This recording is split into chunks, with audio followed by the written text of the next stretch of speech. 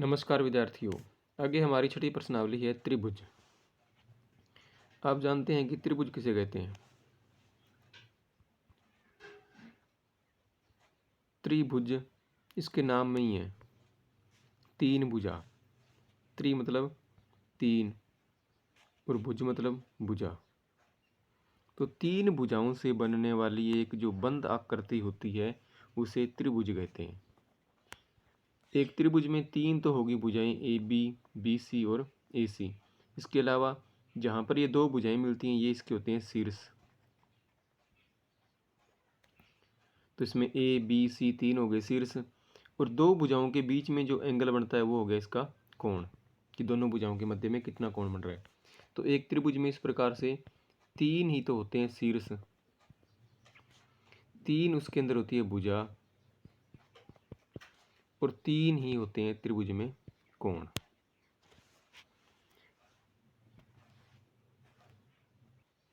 हमारा जो मुख्य टॉपिक है यहाँ पर वो है त्रिभुजों की समरूपता पर आधारित समरूप आकृतियाँ।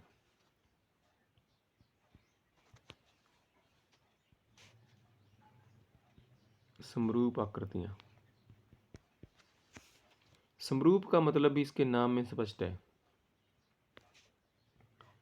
सम यानी कि समान,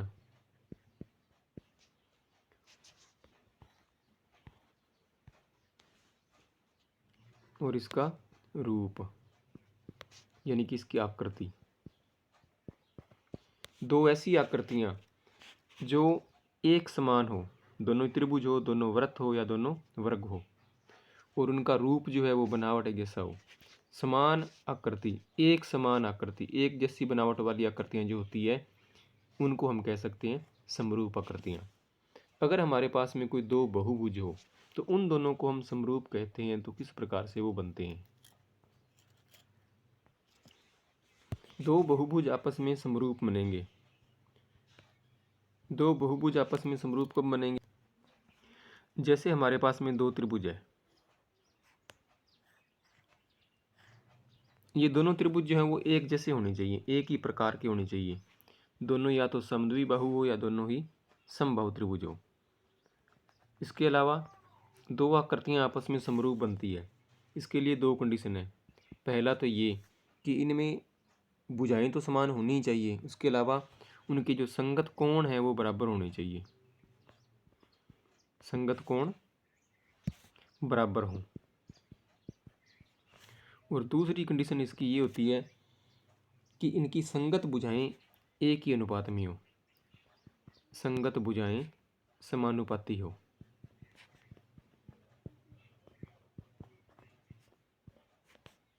संगत भुजाएं समानुपाती हो यानी कि ए बी पी क्यू के होनी चाहिए, बी सी क्यू आर के, ए सी पी आर के। अगर इसकी भुजाएं हम मान लें एक एक सेंटीमीटर की है तो दूसरे की भुजाएं इससे एक निश्चित अनुपात में बढ़नी चाहिए। जैसे इसकी दुगुनी हो गई या तीन गुनी, हम दो गुना माने तो इसकी भुजाएं दो दो होनी चाहिए। तो आप देख सकते हो कि पहले त्रिभुज से दूसरे त्रिभुज की भुजाएं जो है वो दुगुनी है, और ये दोनों समरूप बनेंगे तो इनके संगत कोण क्या होंगे? बराबर। ए कोण जो होगा वो पी के बराबर बनेगा, बी कोण क्यू के बराबर बन जाएगा, और सी कोण जो होगा वो आर कोण के बराबर बन जाएगा। तो इनके संगत कोण बराबर होने चाहिए और भुजाएं इनकी समानुपाती होनी चाहिए, तब आकृतियाँ समरूप कहलाती है। प्रश्नावली 6.1 है हमारी कि कोष्टक में दिए गए शब्दों में से सही शब्दों का प्रयोग करते हुए रिक्त स्थानों को भरिए। तो सभी व्रत होते हैं।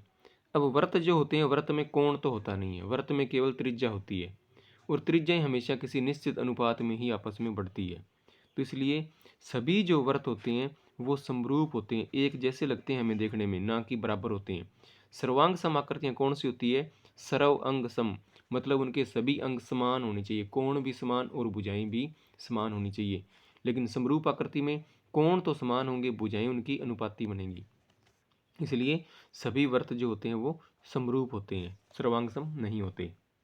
सभी वर्ग, अभी सभी वर्गों में क्या होता है? वर्ग के सभी कोण जो होते हैं वो 90 डिग्री के होते हैं। वर्ग के चारों कोण होते हैं 90 डिग्री के, और भुजाएं क्या होंगी? किसी अनुपात में ही बढ़ेगी।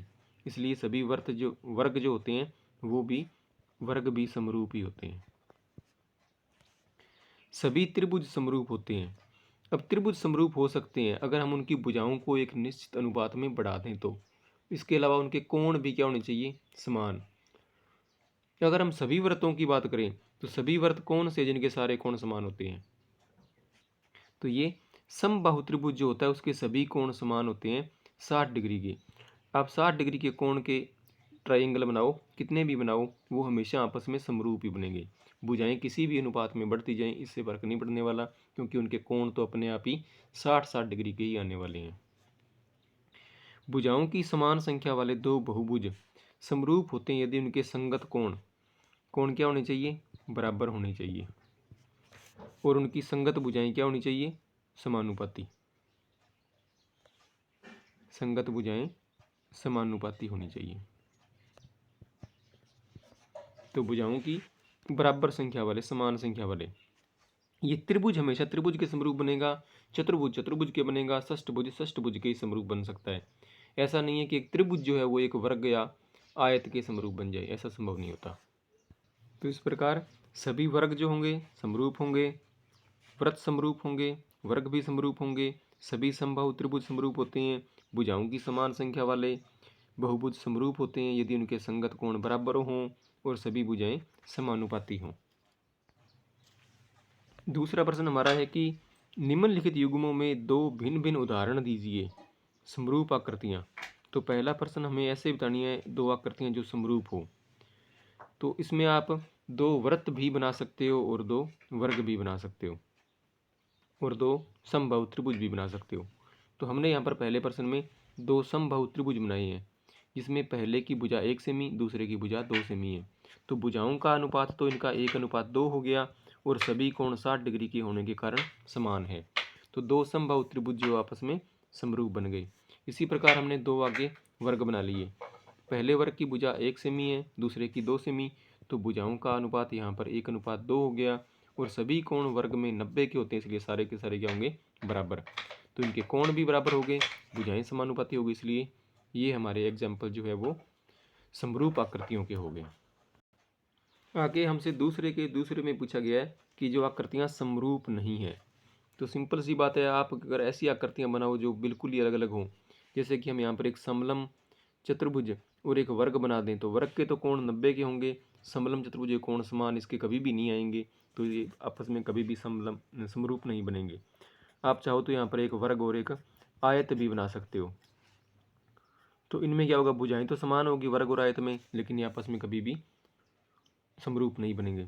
इसी प्रकार एक त्रिभुज और एक समांतर चतुर्भुज, त्रिभुज किसी भी प्रकार का हो, चतुर्भुज किसी भी प्रकार का हो, ये दोनों आपस में कभी समरूप नहीं होते क्योंकि इनमें भुजाओं की संख्या ही समान नहीं है।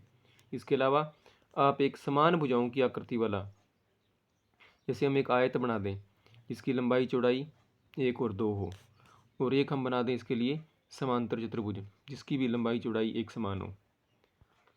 अब इनकी भुजाएं तो क्या पता समान आ गई, लेकिन कोण नहीं आएंगे क्योंकि आयत के कोण तो होंगे 90 डिग्री के और समांतर चतुर्भुज के कोण जो होंगे वो 90 डिग्री के नहीं होंगे। तो कोण बराबर नहीं होने के कारण ये आकृतियां समरूप नहीं बनेंगी।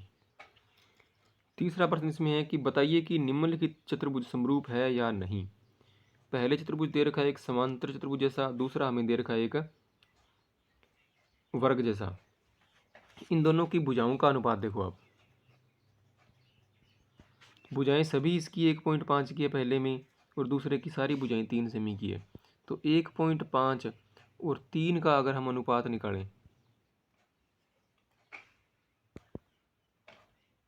तो ये बन जाएगा 1:2, यानी पहले से दूसरे की भुजाएं जो है वो क्या होगी, दुगुनी हो गई। तो भुजाएं तो इनकी समान अनुपात में सारी की सारी भुजाएं दुगुनी आ रही है, लेकिन इनके कोण बराबर नहीं है। कोण क्या है, बराबर नहीं है। बराबर क्यों नहीं है, दूसरी आकृति में सारे कोण क्या है, 90-90 डिग्री के, लेकिन पहली आकृति के कोण 90 के नहीं है। तो इनके कोण बराबर नहीं होने के कारण ये आकृतियाँ क्या है, समरूप नहीं है। अगर आप चैनल पर नए हैं तो चैनल को शेयर और सब्सक्राइब कीजिए। धन्यवाद।